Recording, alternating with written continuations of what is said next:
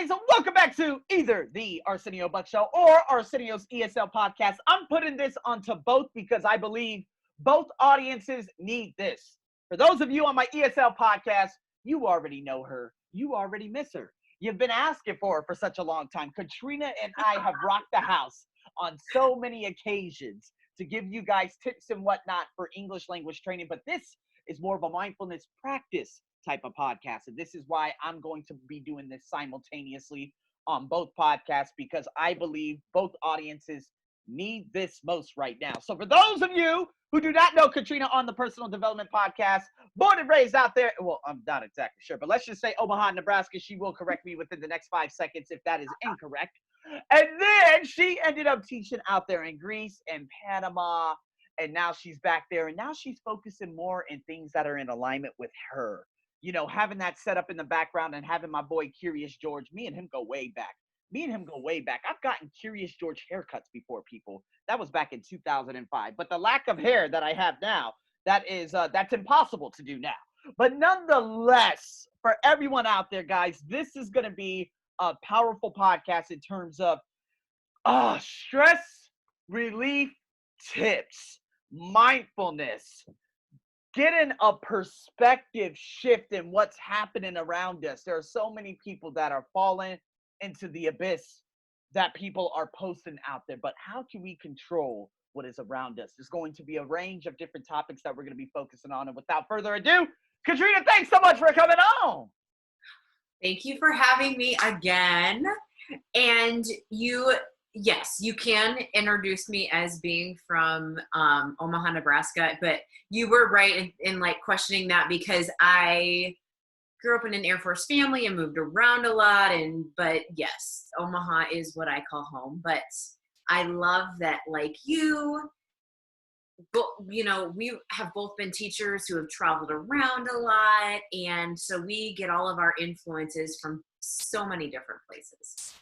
Absolutely. And, you know, just boy, in the stories and, you know, you haven't taught online and now you focusing on mindfulness. And in regards to mindfulness, I don't remember the last time I brought someone on my personal development podcast to talk about mindfulness. Now, folks in my ESL podcast, probably sometime last year, about 6 months ago, they are probably a little bit aware. But now that audience has grown significant, you know, from Peru to Afghanistan to just different, you name it, you know. So for those people on both podcasts, either or, who do not know what mindfulness is, do you mind feeding us a little bit right now? Yes. Okay. So mindfulness is paying attention on purpose to the present moment without judgment. And how I found mindfulness was I was an elementary school teacher and in Nebraska, United States, and we had a behavior consultant visit our school to help elementary school teachers kind of problem solve with different behavior cases and just help with classroom management. And she taught all of the teachers this really simple mindfulness strategy. And I used that in my classroom, and I found that after this quick couple minute technique, I felt calmer and like I was a better teacher. And then my students afterwards were, it gave them perspective. So the things that they were complaining about before, it just kind of subdued all the little kind of whiny, trivial things. Right. And people collaborated more and their productivity increased.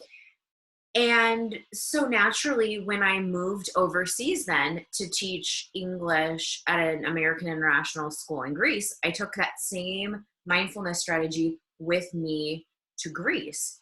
And I was teaching all grade levels there. And the same thing happened where it didn't matter the age level, right? Everybody was benefiting from this mindfulness technique, and teachers were asking me, how did you get so-and-so to write for so long? How did you get them to interact with their peers without fighting? So yeah, then I took that with me to Panama. Then I took that with me when I came back to the US and I was teaching adults, English language learners.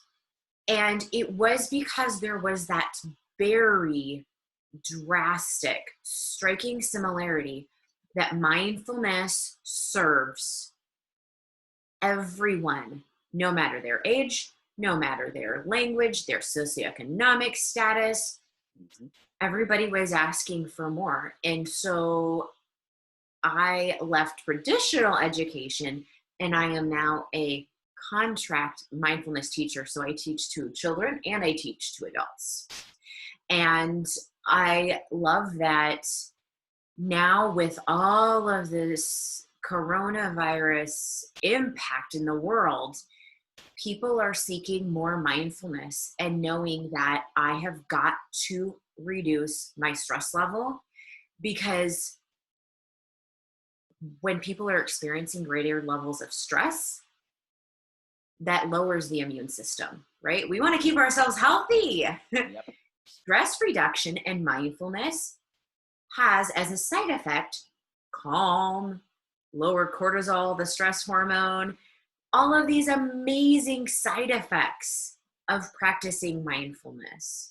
So I'm glad that people are seeking out very healthy ways of cope when dealing with all of these strong emotions related to this pandemic. Couldn't have come at a better time, to be honest with you. And, you know, a lot of people, we do have a tendency, I mean, there are just a lot of different scenarios. It goes from panic buying, and that's what a lot of people are doing right now around the world. And, you know, places being on lockdown, economies are falling apart. And, you know, this all has to deal with something, like I told you before the podcast, that has existed for more than 10,000 years, apparently, since 8,000 BC.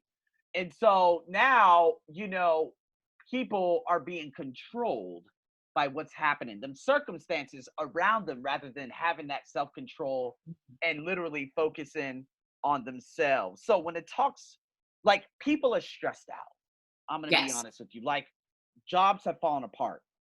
Airlines have furloughed the majority of their staff. Language centers, like I just talked about just recently with a couple of people, have and on my Instagram TV, that, you know, they're going out of business now. There's no coping mechanisms. There are no backup plans. There are staff members who are like, well, I got to pay rent. How am I supposed to pay rent? You know, these things are happening all around the world. And so, again, we could talk about, you know, a different perspective, like, okay, how can they keep themselves busy? But that's not what we're going to be focusing on in this podcast. We're going to be focusing on that stress relief. And so when it comes down to stress, what are, you know, obviously the factors that contribute to our stress has to be a lot of factors that, you know, are way outside of our control. Like, again, losing your job. I mean, there's nothing you can do to keep that job, but what could you do now? But again, so when it comes to stress, you know, the last time we spoke, and we spoke for like an hour and a half off, you know, off video and whatnot, or off, you know, off the podcast, you know, there was a lot of stress in the world. So I want you to, again, we just talked about that situation with the whole news thing. I think that's extremely important because, again, we're all connected. We were talking about Backstreet Boys' Shape of Heart, one of my favorite songs. I don't care. I'm saying that. I don't care. Now, I'm saying that out there, and I'm putting that out there, okay? Because, you know, when I was a kid, I couldn't tell everybody, but I'm telling everybody now, so y'all can kiss my butt. But now, after that happened, you went for a walk. It was raining. You went back. You grabbed your umbrella. You went out. Things changed. I want you, and again, this was definitely stress management, because you were telling me at that time, you were like, I just want to go back to sleep for 13 hours. I said, but the Wi-Fi and the Wi-Fi problems you're having right now, they're going to come back. They're going to come back, Katrina. You're going to get even more angry. I was like the ultimate instigator. I'm sorry about that. But what happened? I want you to give us a story how you ended up managing your stress that day, and it ended up turning into a beautiful opportunity. Yes. So I was talking to you early, and it was early in the morning, my time. Yep. And you made me aware of the fact that I kept cutting out my internet connection, and I was getting very frustrated because now more than ever, I need internet for teaching my mindfulness classes online, for connecting with others as we're all practicing this self distancing, this isolation, etc.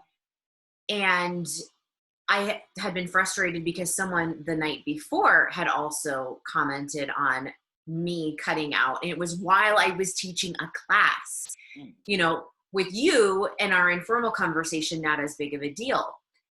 But so I was getting very frustrated, and I already had been feeling a lot of other heavy emotions because I had felt myself kind of absorbing the woes of others.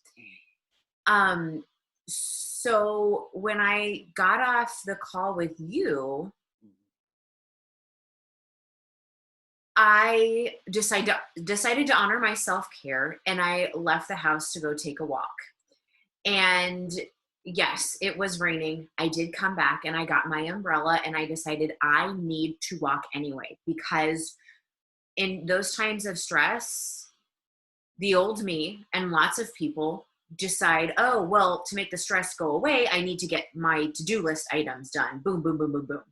And that'll make me feel better. But it's exactly in those times when we're feeling whelmed and we have all of these things to do, when we need to take a break so that we can lower the stress level.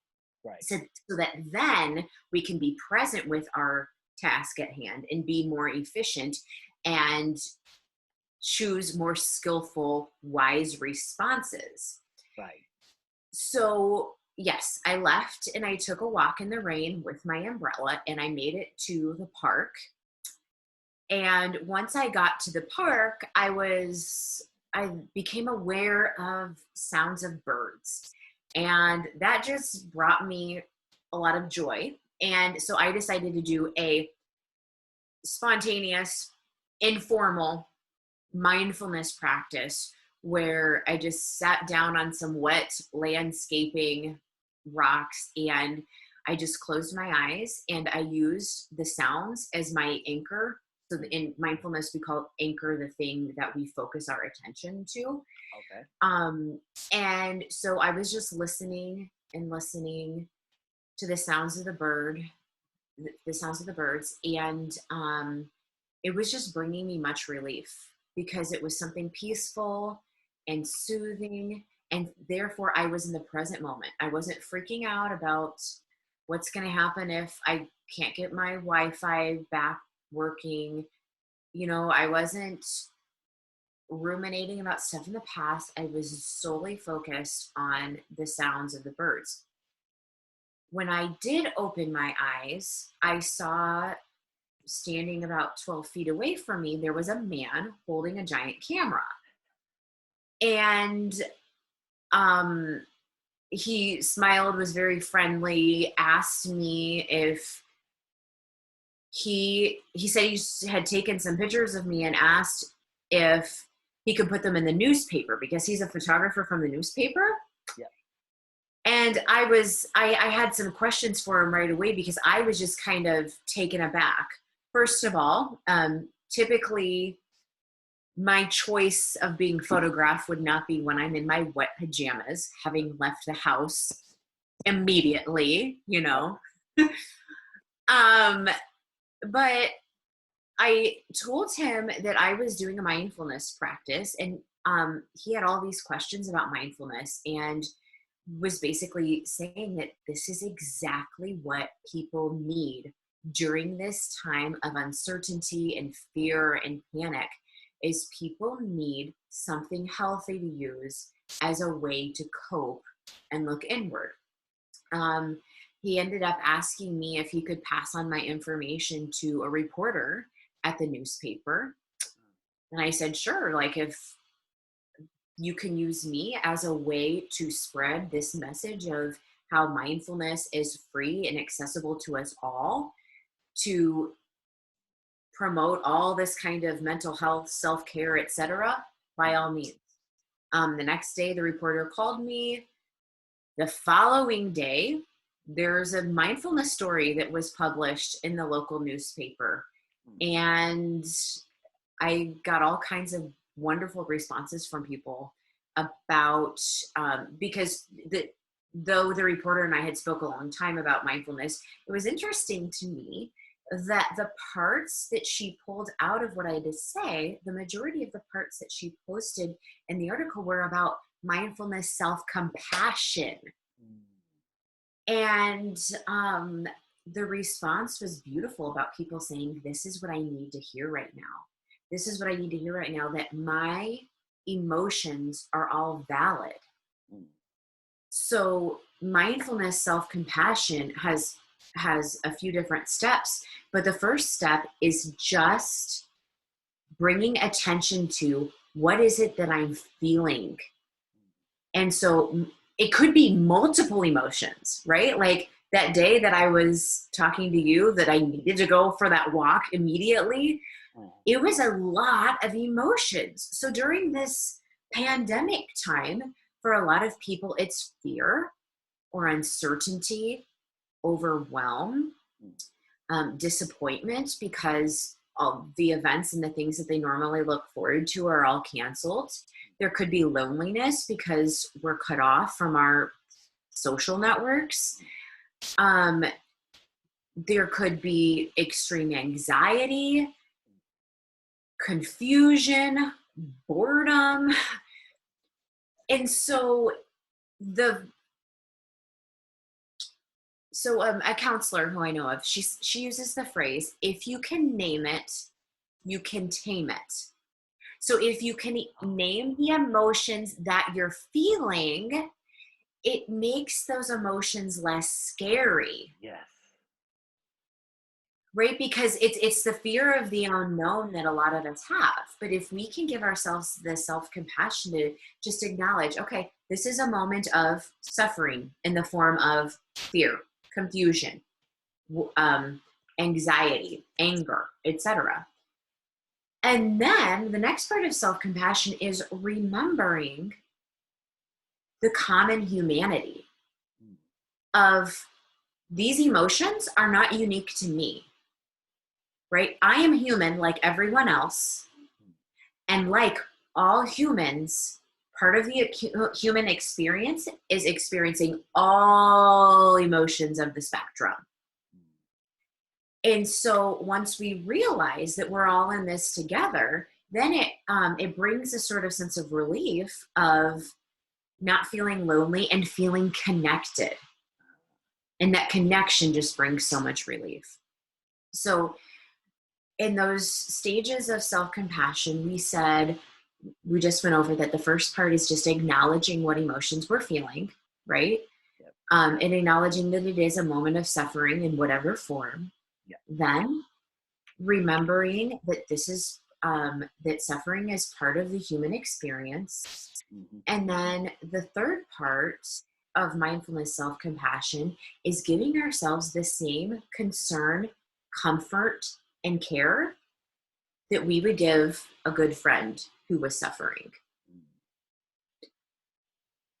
And then just setting an intention of, may I be kind to myself in this moment?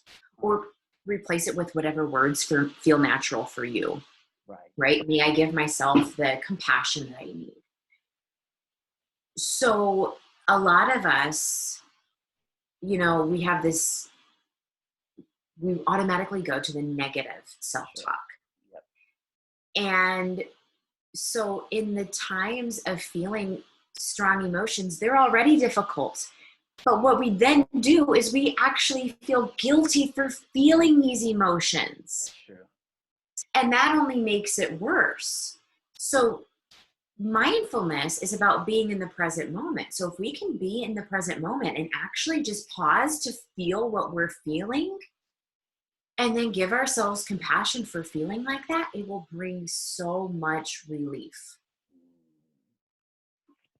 Man, that is so beautiful. In terms of listing those steps, I was just telling you about the things that I was experiencing, a couple of days ago.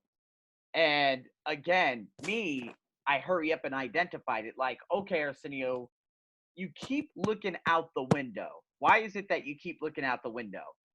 And I remember going back about 8 years, I would always look out the window when I was a dental assistant. And it was always because I'm like, well, I feel like I want to be outside.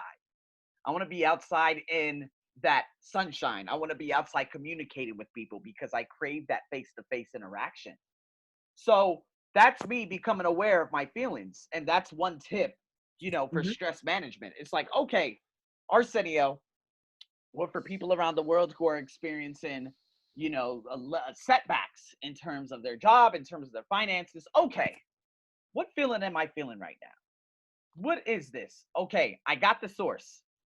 Okay, so the source is this. So let's see what exactly happened. Okay, but now what can I do about that?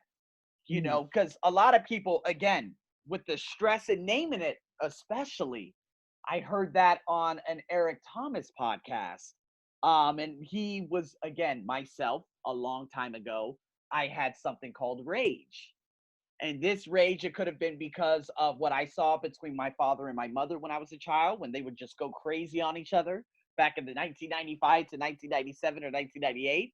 Or this could have developed over a series of events, which I think was the probable cause during this particular situation in 2003.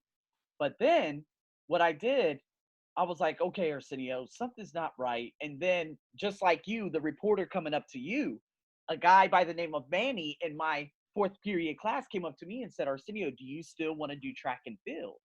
And I said, absolutely. And that rage, what I named it as, I took all of that out on the track.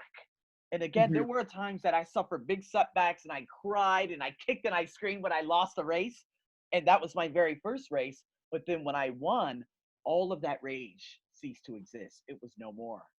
So these are really, really, that was a very critical. Why is it, do you think, that we should name it?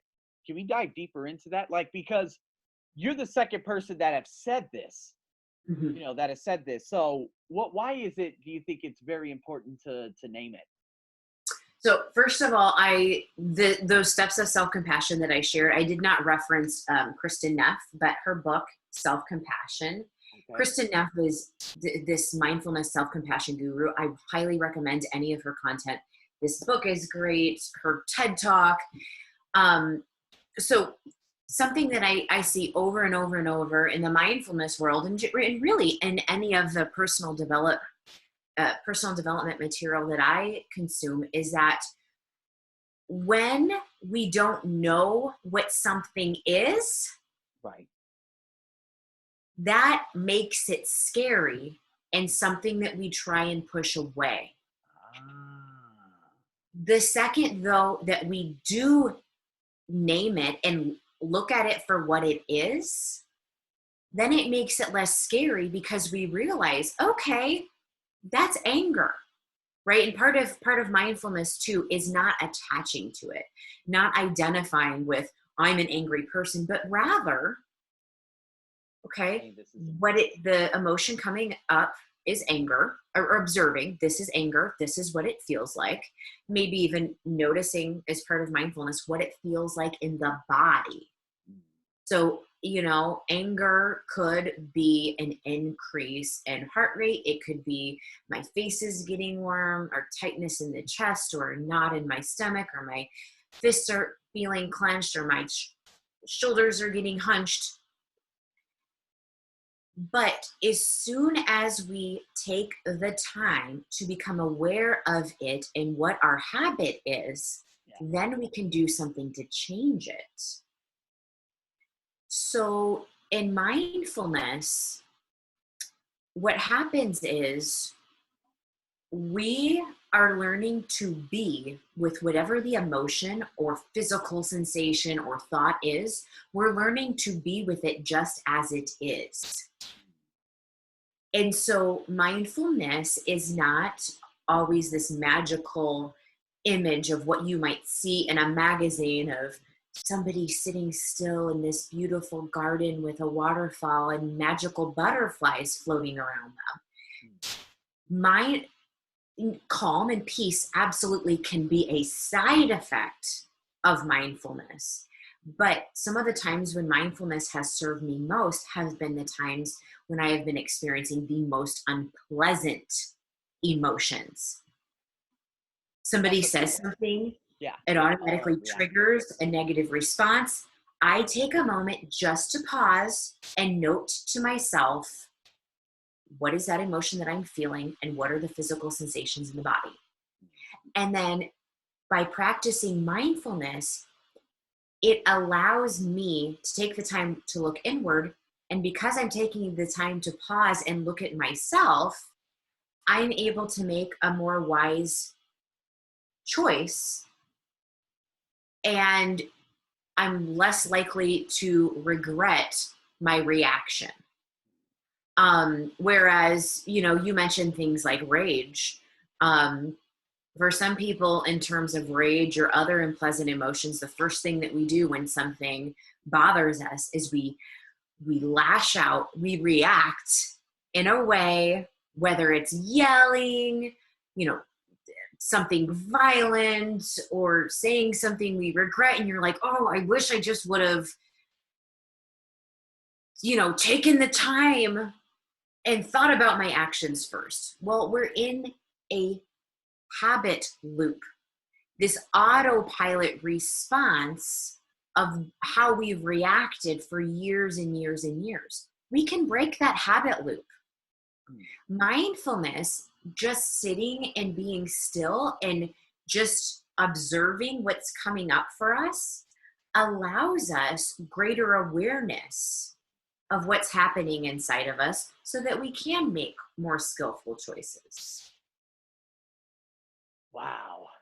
When it comes to, what about, okay, so again, like, it's always the reactionary response that we have with, with mindfulness, but what about empathy for other individuals? Is there like, because like for people who deal with individuals who seemingly always mistreat them for whatever reason, again, it's all based on us, but is there a way that we could like have that empathy for other individuals also? Because of course you said self-compassion, but like what about for the other person or situations? Yes. And I'm glad that you brought this up. So there is a part of mindfulness that's called heartfulness that entails all of these things like loving kindness and compassion and empathy and forgiveness and gratitude. And there are many attitudes of mindfulness. They include everything from non-judgment, non-striving, patience, trust, acceptance, letting go, gratitude, humor, curiosity. And so Curious George, keep going. Sorry. Yes. I mean, gosh, let's bring him. And for those personal development folks who are listening to this, Curious George is always he's always in the background saying what's up to me, giving me high fives and whatnot, but he's always engaged with our conversations, especially in the ESL. So Curious George, curious adjective for ESL folks. Curiosity is the noun, and that's what we're focusing on. That's exactly what you just said. So what is that about? Yes. So Curious George here is a symbol for curiosity, which is something that we wish to encompass during mindfulness. It's a very important component of mindfulness, because curiosity can help us from stopping the judgment that happens, right? In mindfulness, we want to be aware. So we can be aware of, oh, I'm experiencing judgment, and just don't make it worse by keep judging the judging. Something that can help the judgment subside is curiosity of, so if we're about to judge ourselves, be curious about, oh, why am I feeling like that? So when you brought up other people and having empathy, something that can help us to have compassion for other people is, instead of automatically judging them for why they're doing something, is having curiosity about, I wonder what they're dealing with right now that caused them to do blank thing that I don't like, that I'm judging them for, right? Because then having that curiosity can just help us. It helps ourselves, because by judging that other person, we're just making ourselves angrier. We're ruining our own calm. But that curiosity is helping us have compassion for the other person. And it brings more of the heartwarming feelings, right? That curiosity can also bring the compassion for ourselves of, oh, why is it I'm doing that? And it can help bring up all these other things of, okay, everybody experiences that at some time, right? We're all human. Being imperfect is part of the human experience. And so, okay, so the opposite, obviously, of imperfect is perfectionism. You know what I mean? And a lot of people, you know, when they're engaging in mindfulness practices or would like to engage, or even with meditation, you know what I mean? They want to be perfect. And I remember Tim Ferriss said about 4 years ago in a book that he wrote, I forgot what the name was, what the name of it was, but he said that in an hour of, let's say, meditating or doing this or some kind of practice, don't, again, judge yourself, but those last 3 minutes of the hour could be the perception shifter of whatever it may have been. So, you know, when people begin to engage, or like, what are some common practices with engaging in mindfulness? Does that mean like going out into nature? A lot of people, they would expect you to like you were saying just before, you know, the video, before I press record, like people, you know, out there in the park, and they're like, no, it's not like that or anything. But yeah, what are some ways or simple ways that people can begin to engage right now with the feelings that they're feeling? Because again, there could be a lot of tension that's happening within the bodies. And of course, with tension, that causes stress. Stress lowers the immune system. A lower immune system makes you more vulnerable to all the things that are out there in the world. Not only, you know, specific viruses, which is like, you know, all over the media, but other things also, like high blood Oh, pressure. like the fear. Yeah, exactly. The fear that people are trying to raise, and the obsession with it. Right. Of, oh, must keep checking the news for more and more and more and more bad news. And instead of looking inward and focusing on the things that I can control. Right. So yes. So as far as a few things. So mindfulness is paying attention on purpose to the present moment without judgment. So part of paying attention, it could be noticing any one or more of the senses. So that could literally start with, and this doesn't have to be a long, fancy practice to start with. You could literally practice mindfulness for one day, and you're going to be reaping benefits, right? So I like to put my hand on my heart because, first of all, the touch releases oxytocin, the bonding hormone. Right. And it helps yourself to soothe yourself. And part of mindfulness is noticing where we feel different emotions in the body. So sometimes I put a hand on the heart and a hand on the stomach because I can feel a lot of my emotions through the tightness in the chest or the tightness in the stomach or whatever is going on. So some people, if they feel it a lot in their head through a headache, might put the hand here. So if it's going to help you notice your present moment experience, you can notice the sensation. So a lot of beginning mindfulness practices begin with mindfulness of the breath. So just paying attention to that breath and noticing the physical sensation, what happens as you inhale and as you exhale. Can we just spend a couple of inhales and exhales? Sure, and sure. We just notice together, because it's different for different people. Can we just notice where we most feel the breath in our body, right? So if it's comfortable for you, you can put a hand on the heart and a hand on the belly. Mm-hmm. Would you like me to like pull up something like some kind of photos so people can? No. Literally just. Because this is something that can be done any place, right? You don't have to have a special meditation cushion or be in a peaceful garden, right? You can do it anywhere. Okay. So just as we take a deep inhale, just notice, where can you most feel that breath? Is it, and then exhale as whatever is comfortable for you. So some people, they can most feel that they're breathing in their belly. Mm. For some people, it's in the chest. Mm-hmm. For some people, it's in the nostrils. Mm. And with that, some people feel the sensation of breathing more distinctly in one nostril over the other. So you can notice that in just a couple inhales and exhales. Arsenio, personally, did you notice a difference as far as like, oh, I can feel the breath more vividly in one certain area? Yeah, it's kind of like right in this area, which is interesting. Yeah, because I could feel it like just goes, zzz, and then it just stays Yes. right there, which is interesting. Yeah. Yes.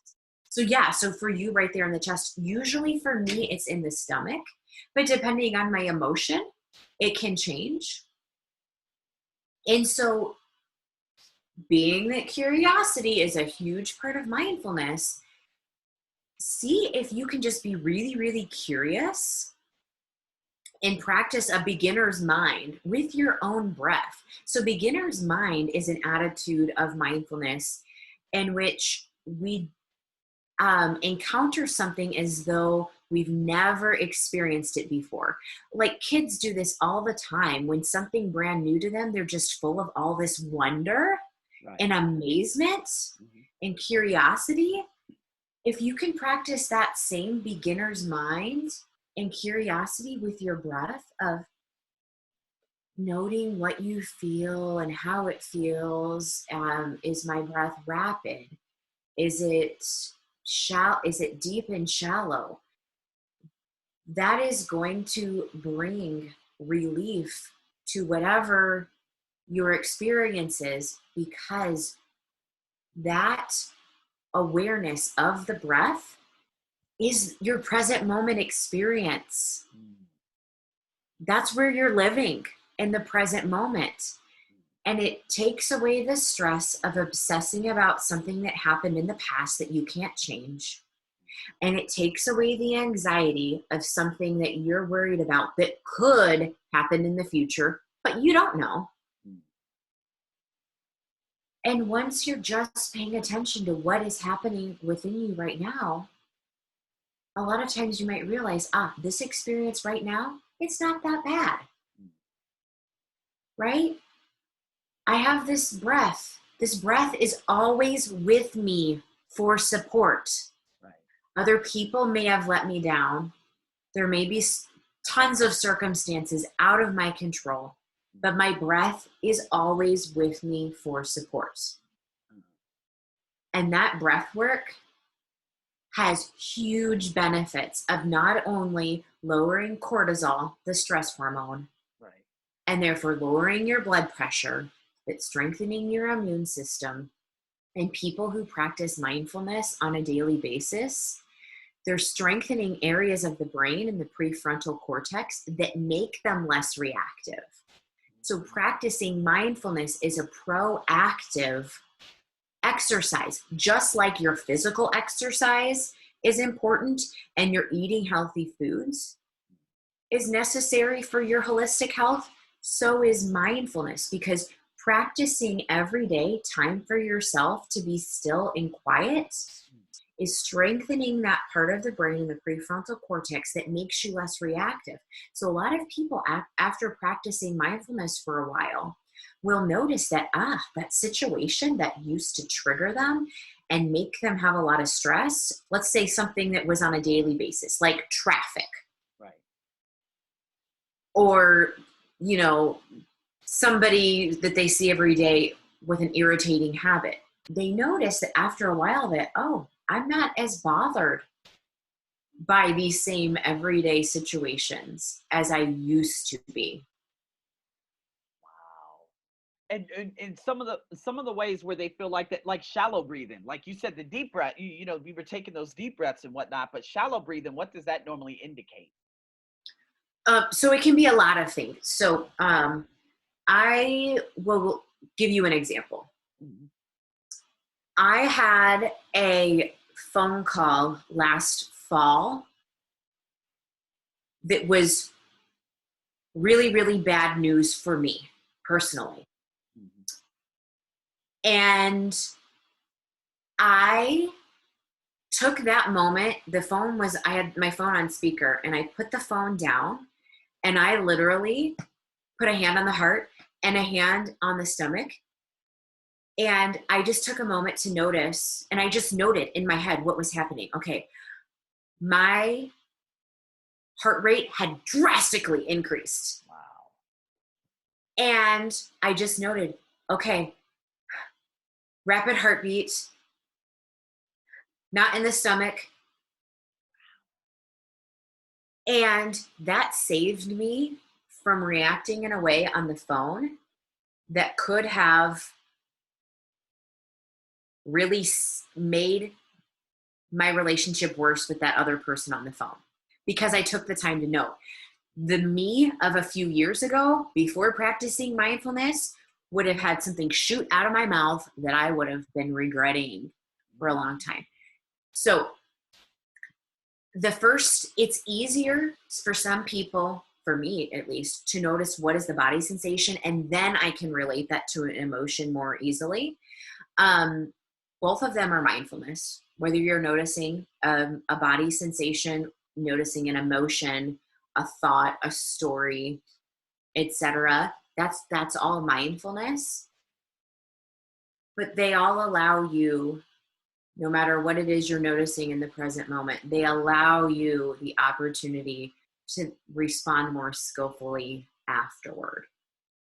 So a lot of people, after practicing mindfulness, they use these body sensations as an early warning signal of, oh, that body sensation, that's what happens when I'm about to get mad. And I should take some time for myself right now before things get worse. And then you can notice patterns within yourself. So I've noticed things like, oh my gosh, if we're talking about unpleasant emotions, when I think about the ex-boyfriend, I feel it in this certain part of my stomach. Oh, okay. And so I just treat it with curiosity of, okay, that is what hurt feels like. That is what betrayal feels like. Yep. And what it does is it takes away that identification or that attachment to the story of what it is.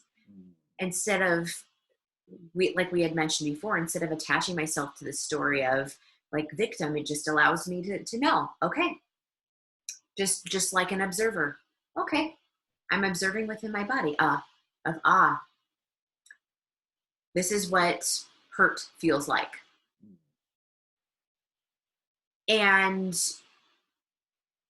it can bring so much relief, because we are allowing ourselves not to get stuck in the chaos of what's going on. So, right, we can use the phrase of, are you in the storm of your emotions, or are you observing the storm? And you can observe what's going on without getting caught up in it all, right? Dan Harris, who, in the US, he is a news anchor for Good Morning America. He's written books about mindfulness, has the mindfulness app that's called 10% Happier. He has this book that I enjoy called Meditation for Fidgety Skeptics. And in the beginning of the book, he compares mindfulness to a waterfall. And he's very amusing. He draws a very simple image of a waterfall, and says that the stream of water is like our conscious self that's always saying, me, me, me, me, me, me, me, me, me. Right. And mindfulness is like stepping back behind the waterfall and observing those thoughts and emotions. which is a far more pleasant place to be. It's in, because then you're in a place where you're not beating yourself up for feeling it. You're just noticing it and learning to take away judgment from it. And like anything, it gets easier with practice. Wow. I love it. And, and to, sum this up, you, of course, do so many things with mindfulness. And oh my God, I'm just so much more aware. Like things that I would be so reactive to is now it doesn't happen to me anymore because I put myself into their shoes, and then I have that buildup of compassion, like self-compassion, like, okay, that person, let's say 2-3 years ago, right? That person did that. I would be very reactive and I would go online. I'd be like, yeah, they did this. But now I would say, huh, okay, let's look at her background, and then I kind of put myself into the shoes of that individual. This is what Michael Bernard Beckwith has done, like, on stage, and I've seen on so many different occasions. So you have something very big coming up with another individual, and big shout Yes. out to this guy by the name of Nathan. I'm so grateful because he's the one that introduced us. Was it last year? It must have been very Yeah. early last year if it happened. It must have been very, very early because Yeah. he introduced me, and the next thing you know, me and you, we just, oh my God, she's my partner in crime. But you got something very big coming up within what, probably 3 days time from when this debuts. And what exactly is that? Yes. So I had many people ask for beginners mindfulness instruction. Yes. And so Nathan Todd and Nathan Todd is this awesome life coach. I recommend following his content. Right. Nathan Todd and I are creating together a mindfulness mini course. It's 14 days, so 14 lessons, and the lessons are each about 10 to 15 minutes, so not super overwhelming. Right, right. With simple tips of ways that you can start your own mindfulness practice. And so we'll include the link for that here. Mm-hmm. But with each of the 14 days, you get a video with the 10 to 15 minute lesson. Plus, we have PDF resources, such as some journaling and reflection to do to help you with articulating what you're noticing about yourself. And we'll have some guided practices and access to a community where we can all talk about our mindfulness journeys together, and then ask me and Nathan any questions that you want as far as support for your mindfulness practice, or what kind of content you would love to see more of. So please join our 14-day mindfulness mini course. Nathan has kind of described it as a way to find calm within the chaos. Mm-hmm. And of course, like I said before, calm can be a side effect of mindfulness. But mindfulness is a very brave thing, because you are becoming aware of everything coming up for you, the good, bad, and the ugly. And this is something I'm very passionate about. And I just want to spread mindfulness because it adds health to us all. And once we all have practiced self-care and mindfulness, we're able to better serve others. We're able to feel more fulfilled and more balance and peace in our lives. And that's what we need, especially in this time of uncertainty. Oh man, that was so good. There's so many different actionable items, so many things that some of you probably just embodied and went back to those situations where you have felt feelings of, the feelings that she has talked about. But again, with those simple steps, you know, the curiosity, the acceptance, there are so many, there could be areas that you're trying to focus on in terms of, okay, I'm curious to why this. Okay, I'm going to accept this. Okay, I don't have to accept this because again, this is the mass hysteria that's happening. So let me just, okay, what am I feeling right now? The different techniques, the deep breathing, all of those things again would be explained in such a, you know, in depth on, of course, Katrina and Nathan's nice little mini course that they're going to be launching very soon. So if you guys are interested in that, make sure you hit the description. Again, I tag Katrina on my Instagram on so many different things. So again, if you guys are interested in the things that she has going on, or if you have any questions for her, all her links and everything would be in the description. So Katrina, thank you so much for explaining in depth a lot of different things and how we could just become so like self-aware of the feelings that we're feeling. Mm-hmm. This is very, very important right now for everyone in the world right now, because there's so many different news things that are happening. You know, 3 days ago, hey Arsenio, you can't leave Bangkok anymore. They closed down all the roads. And the next thing you know, okay, Arsenio, what's my reaction? Does that really affect me? No.